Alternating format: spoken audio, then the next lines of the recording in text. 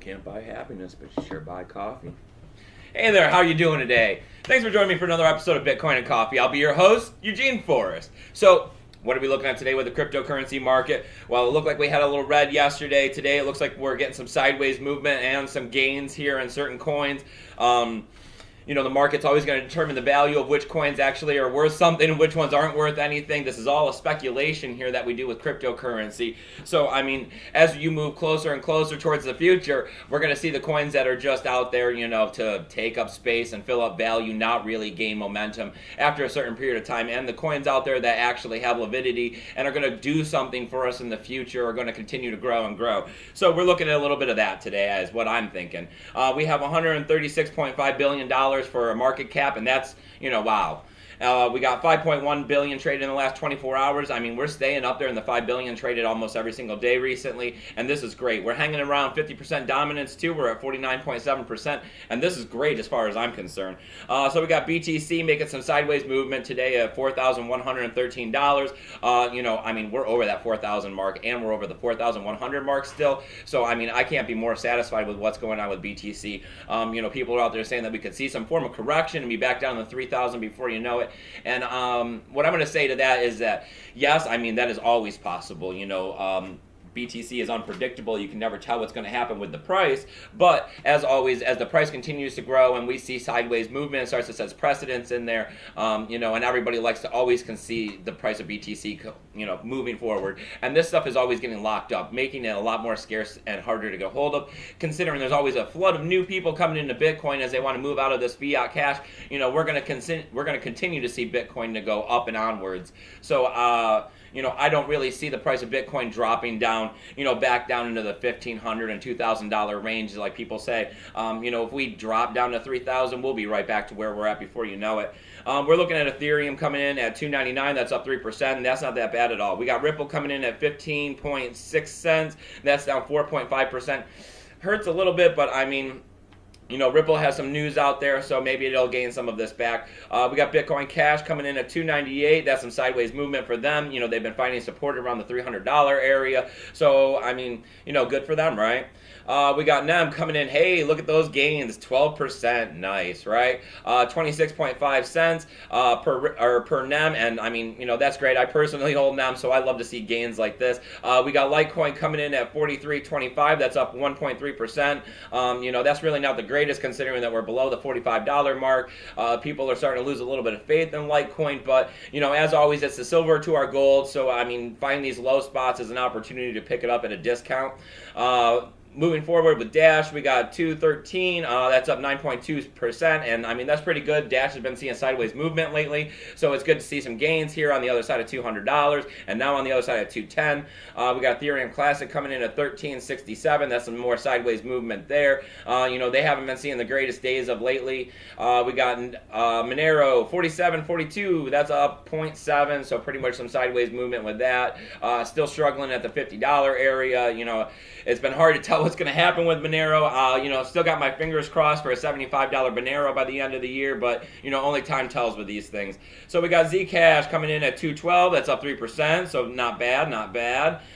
Steam at $1.14, sideways movement there, but, I'm not really displeased in that area. I like to see my Steam a little over $1.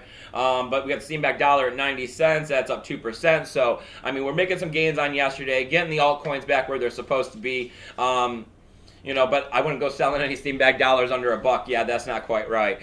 So what are we looking at here for news on BNC? Well, we got news all over the place, but let's see. First up, we got the same news that everybody else is covering. Apparently, we're going to be having Bitcoin satellites in space. If this is something that, the market finds value in and it continues to grow and we'll see more companies putting, competing networks up there, I think that this would be fabulous if that happens. Anything to get, I guess it'll shut down the doom and gloomers saying, well, what if the internet goes down? Well, we're not on the internet, I guess, if they put satellites up there. But everyone else is covering this news. It seems amazing.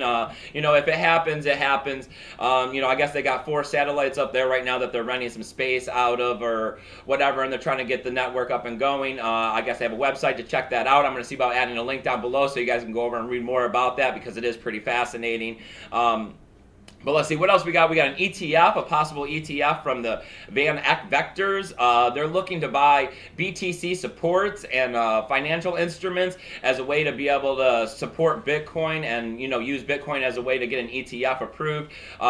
This is great, I guess. If you can go out there and support Bitcoin through an ETF, power to you. Nothing like that to be able to get some money, backing Bitcoin and the future of it would be, not really that bad of an ideal if it can bring outside money into it. Especially for people that can't really do the technical parts of Bitcoin and understand it as well. I guess the rumor on Ripple's true, and what they were talking about opening up in China to be able to help, move their markets along. They're saying that a lot of this is due to the fact that China is part of the global key people to be able to move about $5 trillion in and out of China for global marketing. That's great. I mean, with their bank-to-bank transactions, China is a big part of the world network, especially moving $5 trillion in and out of it. The ability to be able to, move this bank money around like this and them having a spot on the ground in such a hot center, hopefully that'll help boost the price of Ripple up as they can get more banks on board with them. Next up, I got that the bank ABC, the Arab Bank Corporation, they've now joined the R3 Block Consortium. They're going to be the first one out of the Middle East, North African region. R3 Banking Consortium is sponsoring blockchain technology and stuff. Whether or not banks sponsoring blockchain technology is the greatest, I'm not sure about that. But, they're the first one in the region getting involved, so, that's always news.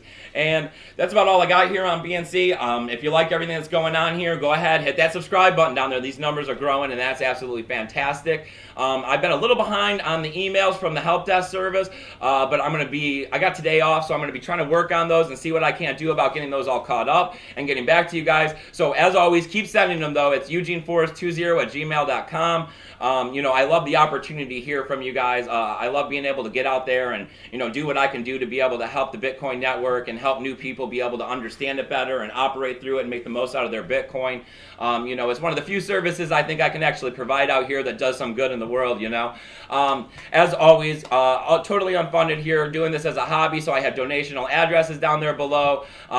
Genesis mining's been messed up, I guess, but if you're still into that, go ahead, 3% discount with my Genesis mining code. But what I'm really recommending is getting over on Steemit, upvoting my posts. That's one of the best ways to help me out. And as always, there's a list of tools down there below to help you figure out these cryptocurrency markets, help you make better Steem posts so you can make more cryptocurrency for free on there. And bad Bitcoins help you find out scams, and free addresses down there to get BTC, doggies, and Litecoin. So as always, people, keep your Bitcoin safe.